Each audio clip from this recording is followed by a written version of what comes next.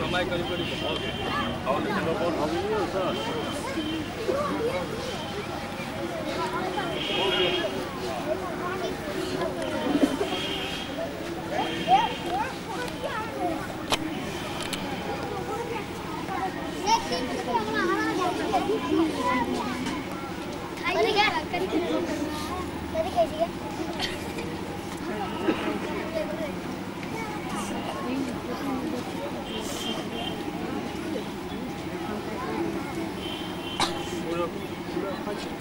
पश्चिम से पूर्व में पश्चिम से पूर्व में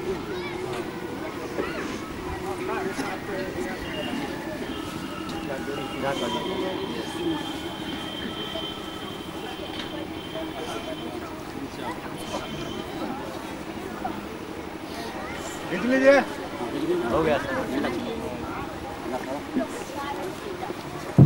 ले दीजिए सर। ठीक है ठीक है ठीक है ठीक है हिलाइए सर। ठीक है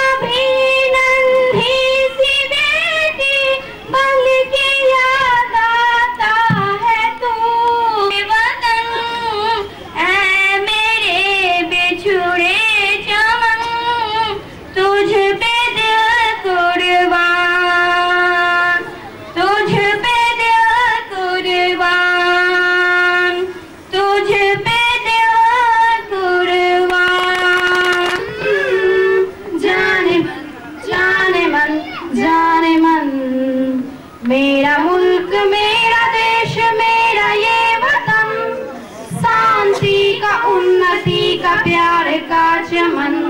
मेरा मुल्क मेरा देश मेरा ये वतन, का प्यार का चमन, इसके वास्ते निशान है मेरा मन मेरा तन। ए वतन ए वतन ए वतन, जाने मन जाने मन जाने मन, अपने इस चमन को मेरा मन मेरा तन। ए वतन ए वतन ए वतन, जाने मन जाने मन जाने मन। ए वतन ए वतन ए वतन, जाने मन जाने मन जाने मन।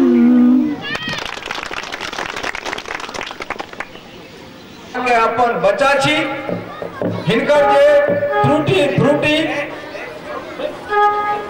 शिक्षाप्रद जे अभिनय ड्रामा ई सब जे प्रस्तुत भ रहल अछि, हुनका शांतिपूर्ण देखैत और हिनका सबके बालिका सबके प्रोत्साहित करवा के कृपा करबैन, कष्ट करबैन।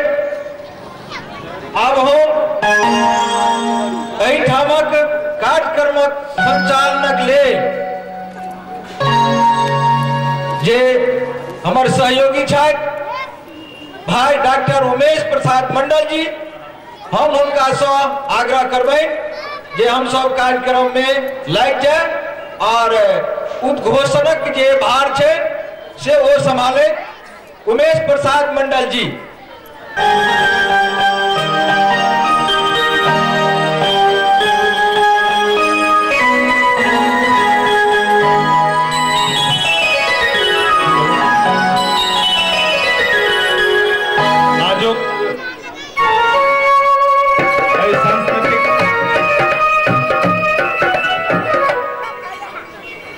कार्यक्रम में अपने सभक गरिमामयी उपस्थिति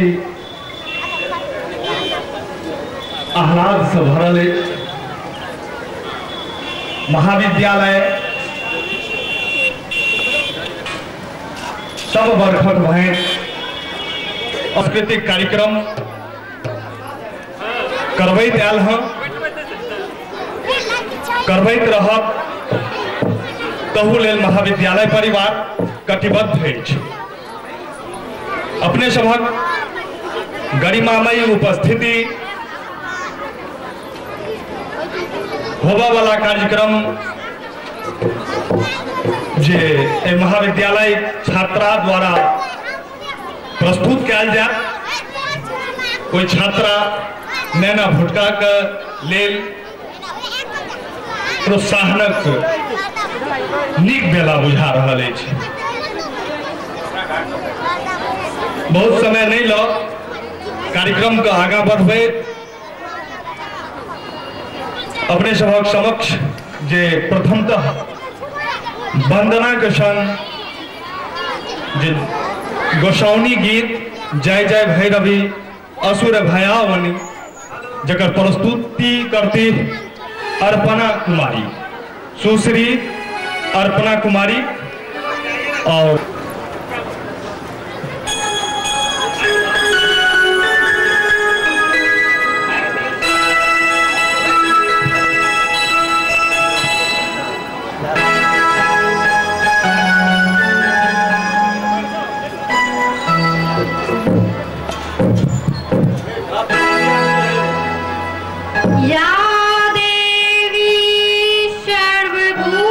सर्वभूतेषु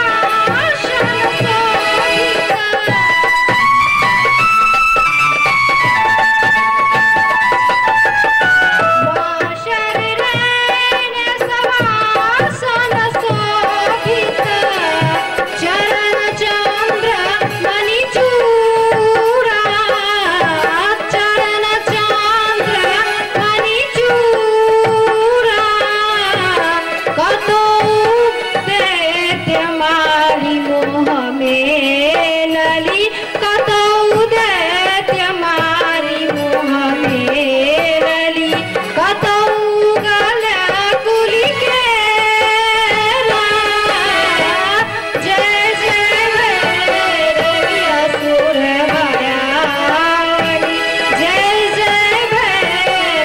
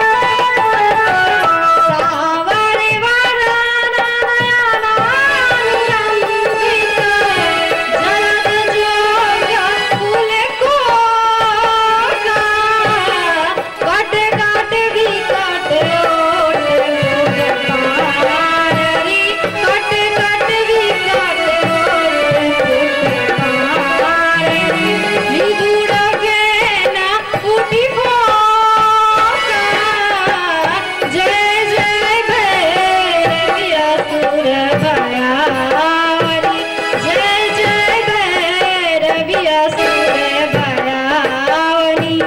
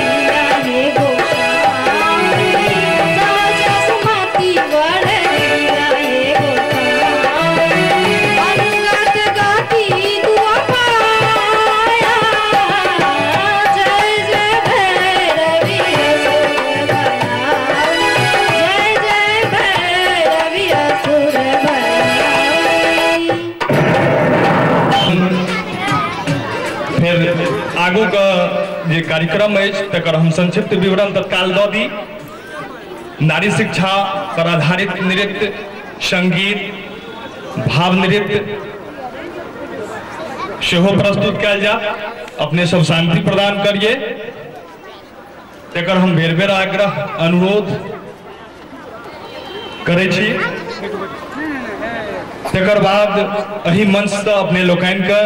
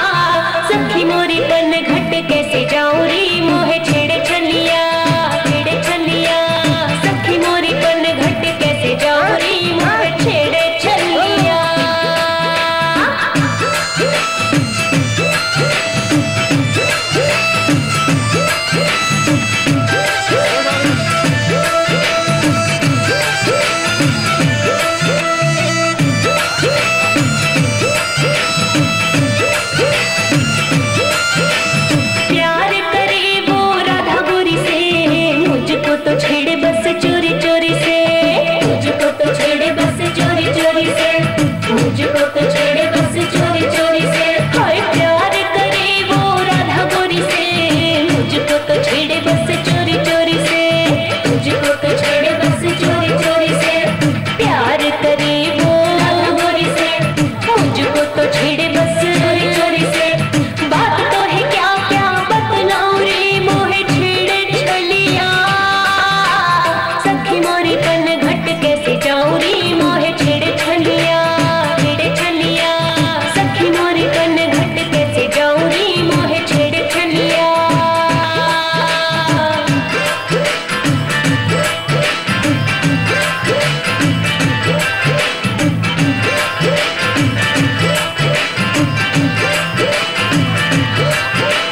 चितवन टेढ़ी बड़ी चित चोर की, कुंज गली में बात चले शोर की, कुंज गली में बात चले शोर की, कुंज गली में बात चले शोर की। हाँ चितवन टेढ़ी बड़ी चित चोर की, कुंज गली में बात चले शोर की, कुंज गली में बात चले शोर की। चितवन टेढ़ी बड़ी चोर की, कुंज गली में बात चले शोर की। भरी मोरी मैया में घबराऊं रे मोहे छेड़े छलिया, सखी मोरी कन घट कैसे जाऊं रे मोहे छेड़े छलिया, छेड़े छलिया। सखी मोरी कन घट कैसे जाऊं रे मोहे छेड़े छलिया।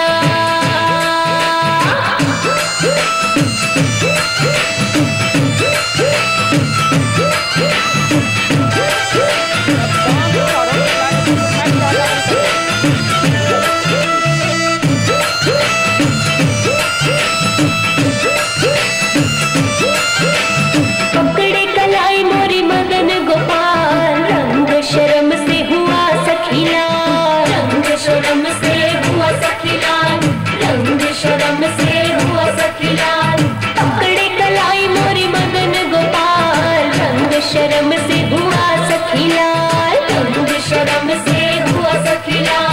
पकड़े कलाई मोरी गोपाल, रंग शर्म से छुई मुई बनी में भी शर्माऊं रे मोहे छेड़े छलिया, सखी मोरी कन घट कैसे जाऊं रे मोहे छेड़े छलिया, छेड़े छलिया। हाँ सखी मोरी कन घट कैसे जाऊं रे मोहे छेड़े छलिया।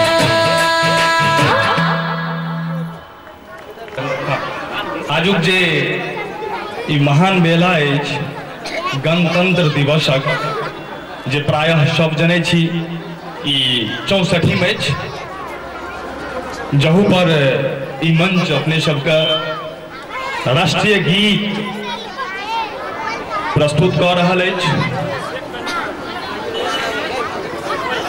ताहि लेल अपने सबसँ विनम्र आग्रह अछि जे धियापुताके कम से कम थोपड़ी बजा कऽ प्रोत्साहित करैत रहबनि।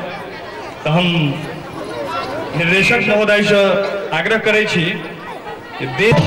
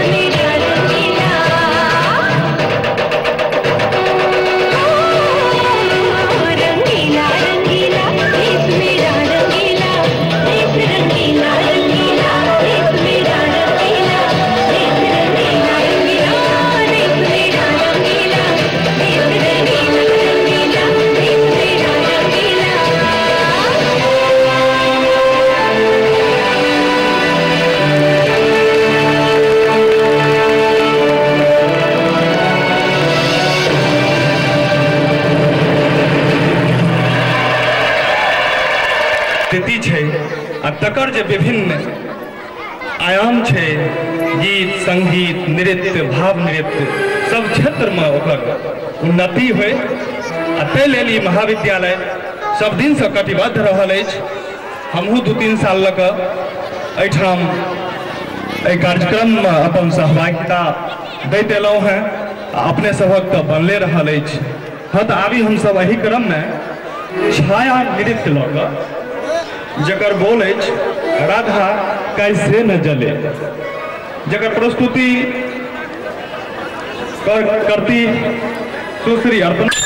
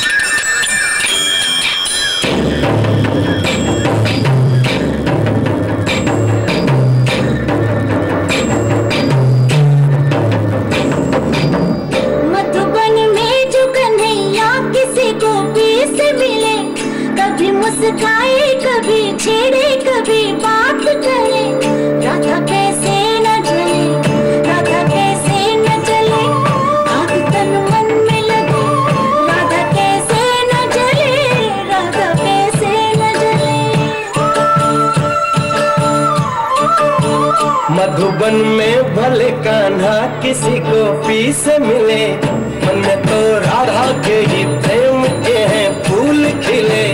इसलिए राधा जले, इसलिए राधा जले, बिना सोचे समझे इसलिए राधा जले, इसलिए राधा जले।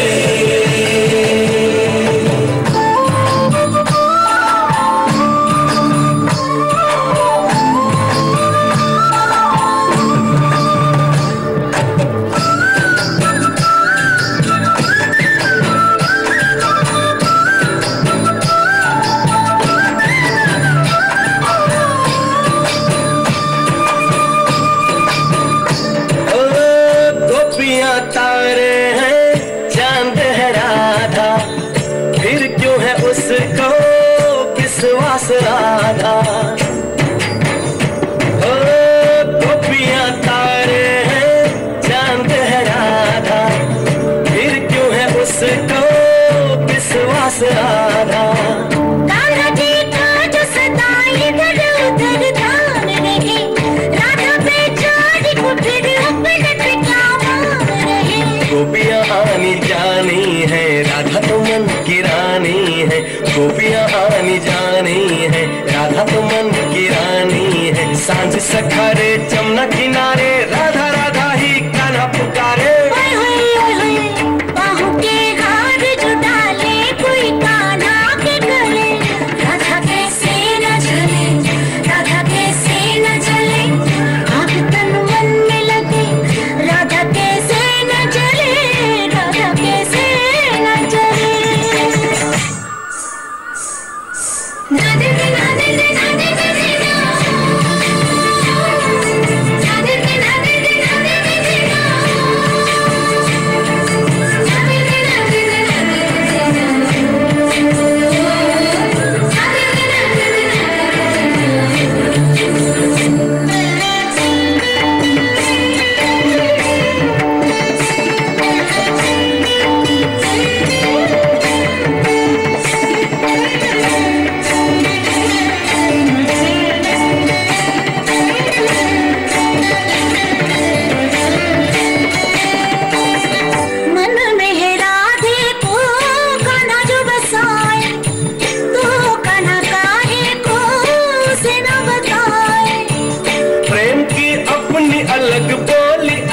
आशा है बात नैनों से हो कान्हा की यही आशा है। कान्हा के ये जो नैना है, झूमे गोपियों के चैना है। कान्हा के ये जो नैना है, झूमे गोपियों के चैना है। मिली नजरिया हुई बाबरिया, गोरी गोरी सी कोई गुजरिया।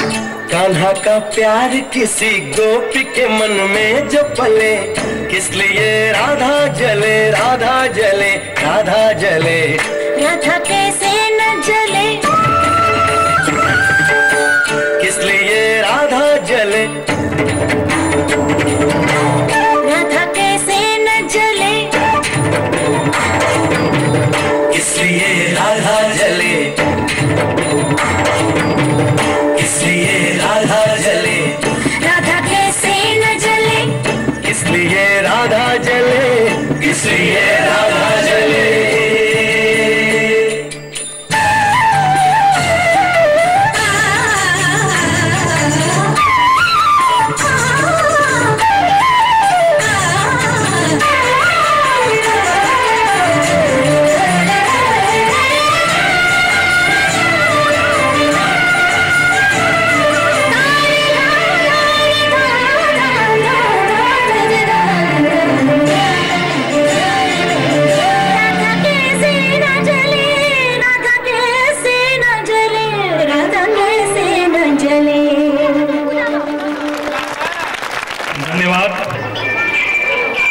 सुश्री लाली कुमारी, लक्ष्मी कुमारी। बोल फिर आ गया है, गीतक बोले बोल फिर आ गया है, देशभक्ति गीत।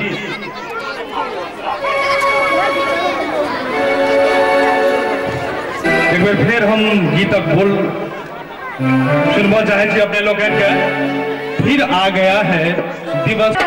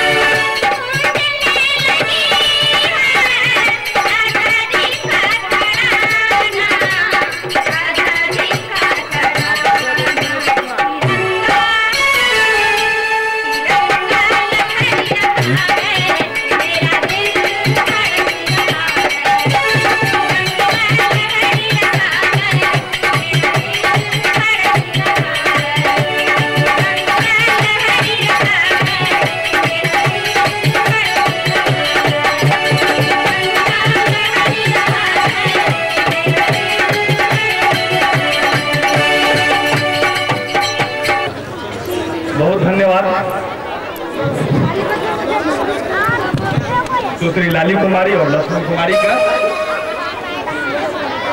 जे महाविद्यालय छात्रा दोनों गोटा और एक बेर फिर जनतब दी अखन जे अपने सभक समक्ष सांस्कृतिक कार्यक्रम के राखल जा रहा है महाविद्यालय ओर से सब साल आजू के शुभ बेला अर्थात गणतंत्र दिवसक अवसर पर राखल जाइत रहल अछि। महाविद्यालय में संगीतक सेहो पढ़ाई होइ छै और खास कर के महाविद्यालय विशेष कटिबद्ध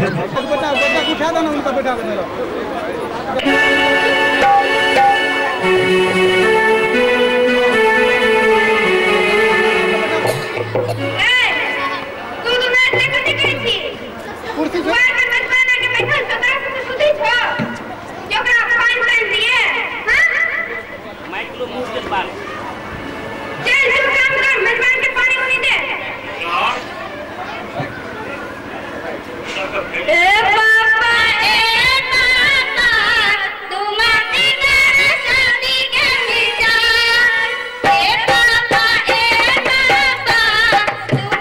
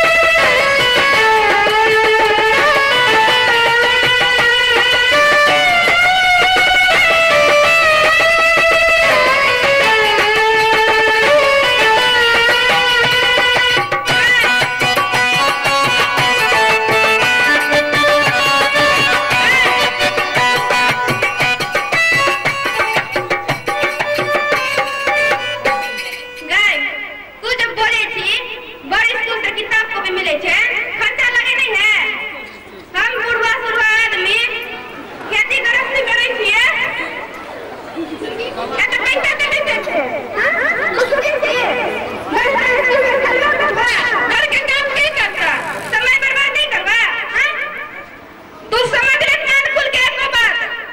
हम तोरा नहीं पढ़ेला भेजबा तो नहीं पढ़ेला भेजबा, समझ ले ना। जा घर के काम कर जा।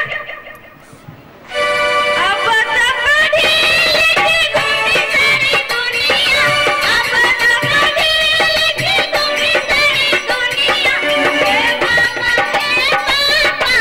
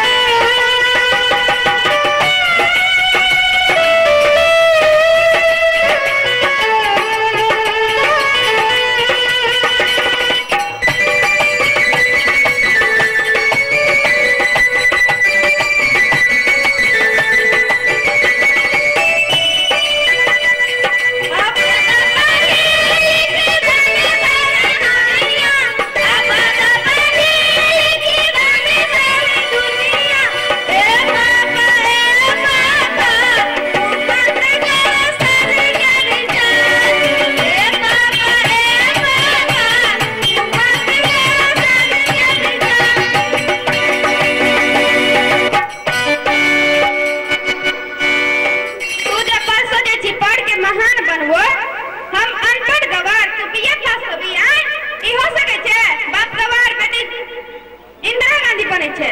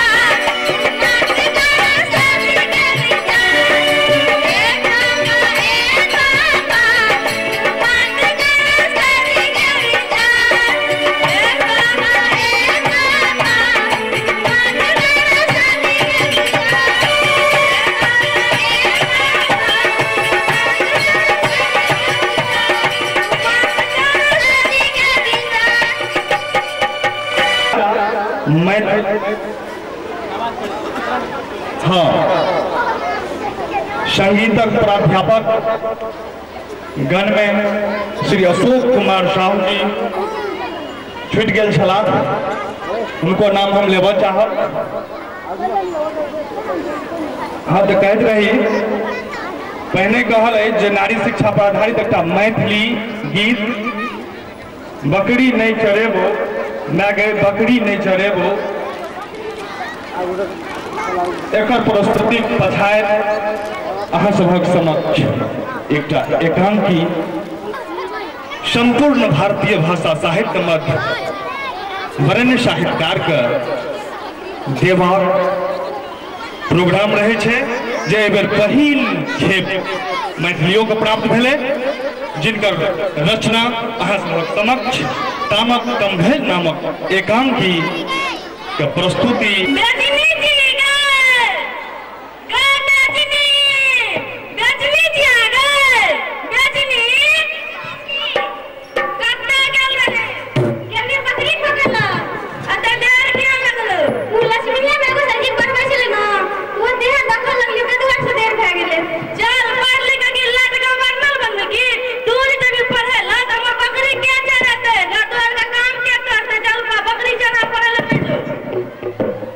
बकरी